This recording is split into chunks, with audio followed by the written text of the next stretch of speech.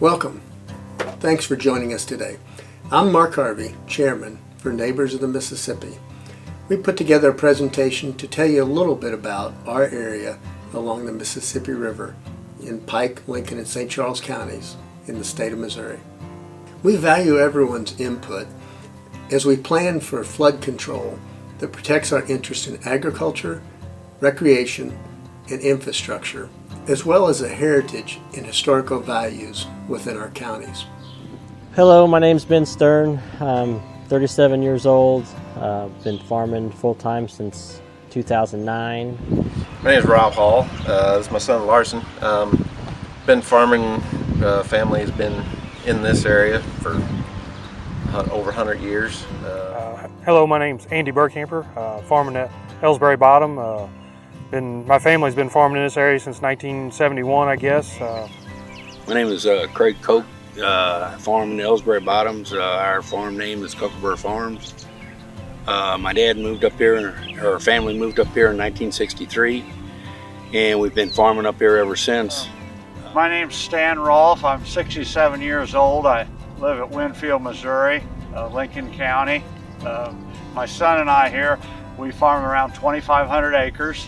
I've farmed all my life. I'm a fourth or fifth generation farmer. I'm Jim Birding. I am a farmer from St. Charles County. I am protected by the Elm Point and the North County Levee District. I'm a fourth generation farmer, and the farm's been passed on to me, and I'd like to pass it on to my son. My name is Gordon Steinoff, and I'm from this area, a farmer. My family has farmed in this area for 3 generations. 1993 was a particularly difficult time for our 3 counties. We didn't experience small flooding or just a breach here or there. We experienced it all across our 3 counties. The river seems like it's higher, and it doesn't take as much to get it high. You know, it seems like it's so variable now. You know, it doesn't just stay down. 2008 was another major flood for our region. Flooding is becoming a more frequent issue for farmers, businesses, and families in our 3 counties along the Mississippi River. After the levee at Kissinger broke, wildlife were forced to flee the area. Highway 79 north of Ellsbury, Missouri was closed again due to increased flooding. This impacted the entire community by coming out of the river bottoms over Highway 79 and into the west portion of the community. If Highway 79 is closed, it'll add 30 to 45 minutes one way to Bungay. If the highway was closed during harvest, that would really impact our speed of harvest. And speed can really have a big impact on grain quality, because if we get slowed down because we can't get the grain to town, and then we get rained out, quality of the corn or beans can go down. Then you're losing more money there. In 2013, just a mere 5 years later, another economic blow hit the economy and the residents in our communities. Please take note of the differences in these pictures. If you notice, just south of Clarksville, Missouri, in the Kissinger Levee District, you see an irrigation system that is of no use to this farmer. If you drive just across the river and north into Illinois, you'll notice a beautiful field that might benefit from this irrigation system. As you note, it is also behind a large levee district that protects and improves the possibility of profit for these individuals. And every time 2 or 3 landowners get together, it's, what can we do to improve our situation? Because we feel like if we don't do anything, we're going backwards, because everybody else is improving. Whether they're doing it legally or not, they're still going up. Because if everybody around you raises their levy, that means you just lost some. So other people raising theirs is as detrimental to us as big water coming at us. I mean, it causes more problems and holds that water longer and everything else. Communities and transportation are impacted in Louisiana, Missouri. Road closures cause an unpredictable economic impact. Between Foley and Winfield, Missouri, the traffic was still flowing, and so was the flood water as it went under Highway 79 and encroached into people's bedrooms, kitchens, and family rooms. You know, if we get a flood over here, 79 shuts down, and you know,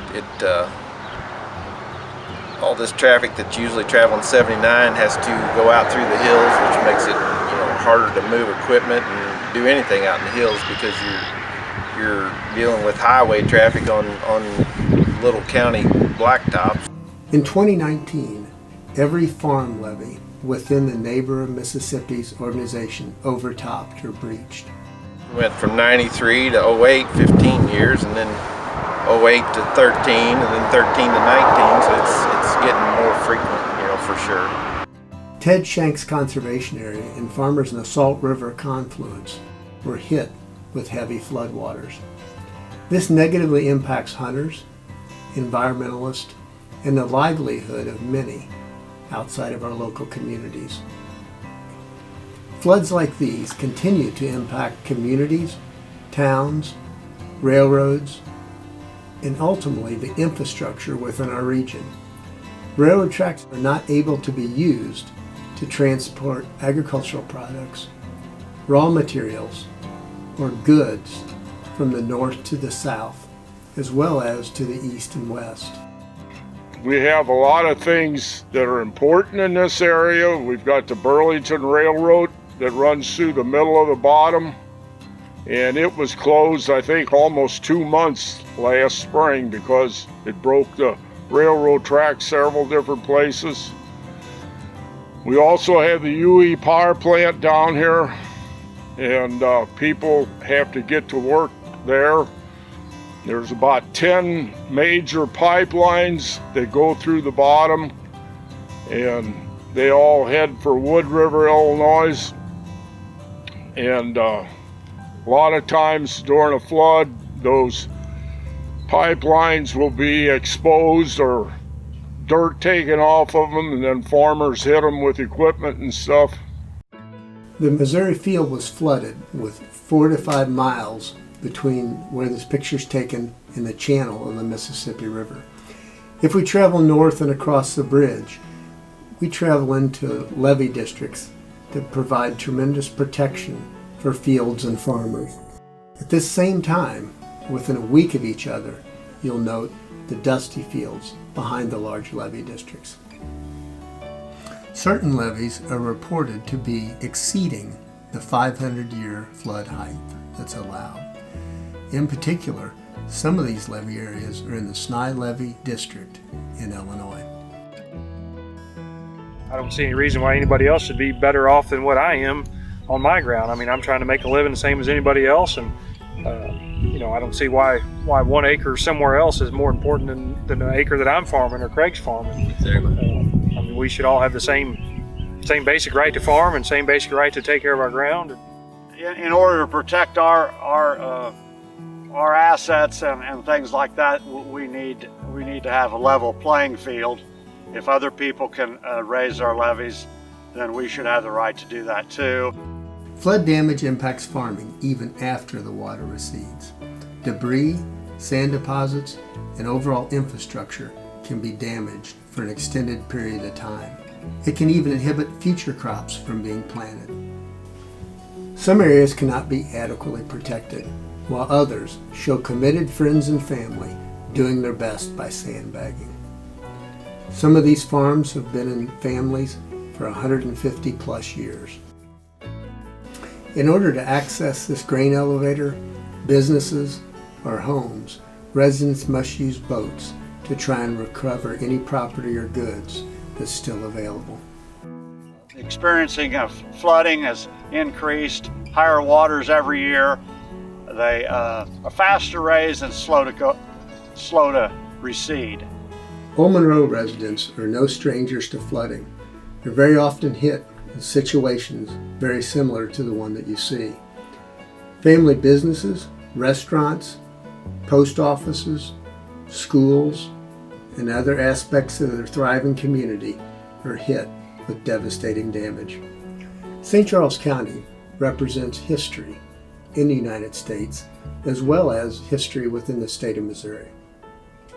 Lewis and Clark traveled through St. Charles north through Lincoln County and Pike County, using the river as a main source of travel. With the current situations, I dare to say this would be possible. So we're close to the city of St. Charles, and it seems like if a developer wants to build a levee, they have all the power to raise it. We can't protect ourselves. We're set at a certain level. There are other levees upriver that are higher, and we just want to be able to protect ourselves. Portage de Sioux residents have endured flooding over the years. Residents are committed to continuing to protect this historic jewel. West Alton is a city in St. Charles County. It's located at the tip of the peninsula formed by the confluence of the Missouri and Mississippi rivers. It's just west of Alton, Illinois.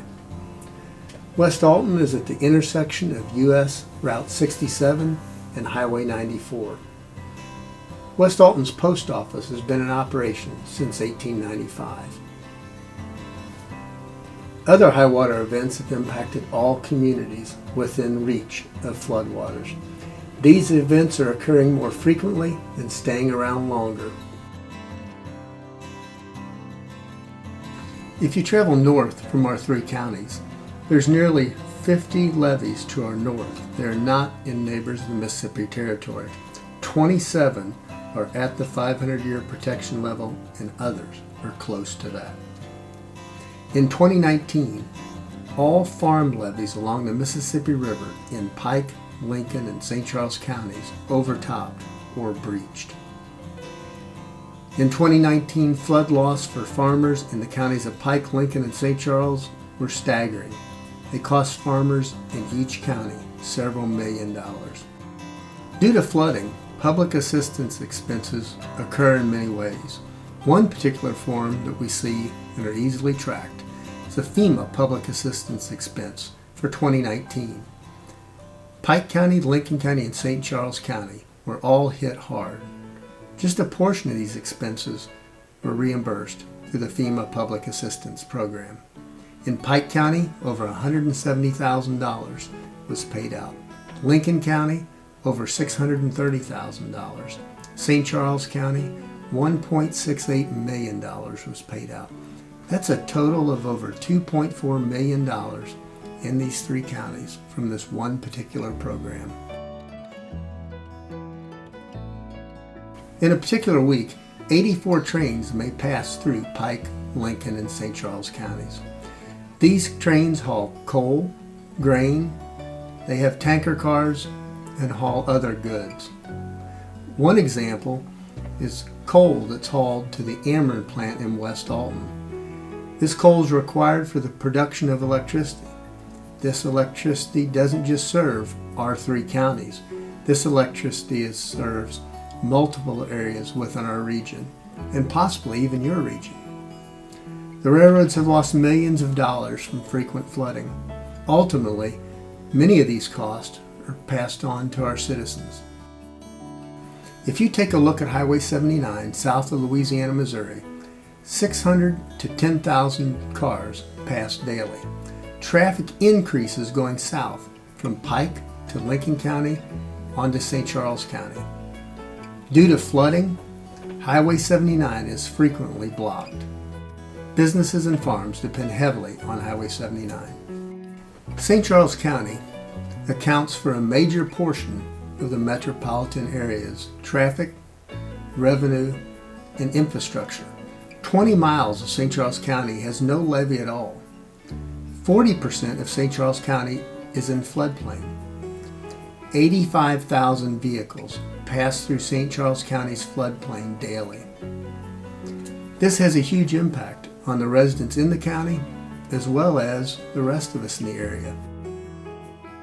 We've come a long ways, and it's been a hard road to go. I mean, everything's like Candy says with the flooding. We've been through 4 of them down there, and every time it gets a little more difficult to go, you almost want to give up. But it's your life, your home, and everything. Flooding has been a major problem in this area.